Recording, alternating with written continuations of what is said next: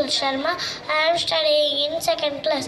Today I am going to tell Bhagavad Gita shloka. Srimad Bhagavad Gita atha pratamodhyayah Arjuna Vishada Yogah Dhritarashtra Uvacha Dharma Kshetre Kurukshetre Samaveta Yutsavaha Mamakah Pandavashaiva Kimakurvata Sanjaya Uvacha Drishtva tu Pandavanikam Yudham Duryodhanastada Acharyamupasangamya Raja Vachanam Abravit Pashyaitam Panduputranam Acharya Mahatim Chamum Yudham Drupada Putrena Tava Shishyena Dhimatam Atra Shura Maheshvasa Bhima Arjuna Samayuthi Yudhano Viratascha Drupadascha Maharata